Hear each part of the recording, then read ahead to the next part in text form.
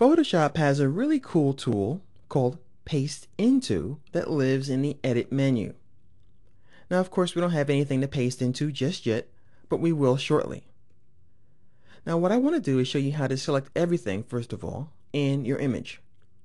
Go to Select, All, and that will grab everything in your image that's not currently selected. Now we can go to Edit and Copy, and of course there are shortcut keys for this as well.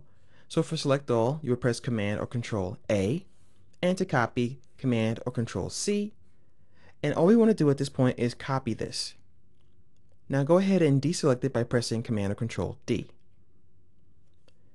Now we're going to grab our lasso tool, and I want to show you a trick so that you don't have to hold down the Shift key to make multiple selections. That option's up here where we can click Add to Selection. Clicking this down will act like your Shift key is already depressed.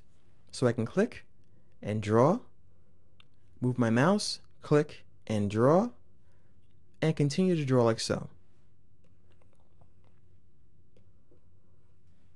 And I'm just going to select a few more kernels here. What we're going to do, now that we have something to paste into, is we're going to go to Edit, Paste Into. Now it doesn't look like anything happened, but the corn that we copied is now inside of this selection. I'll grab my Move tool, and I'll move now, and you can see that corn in there. It's kind of creepy at first. It's corn inside of corn. So it's a really cool technique when you want to give something the illusion of having maybe some eyes back there, so there's eyes staring at you from the corn, or you want to change the color and do some really cool things like that. Now I want to show you a different technique.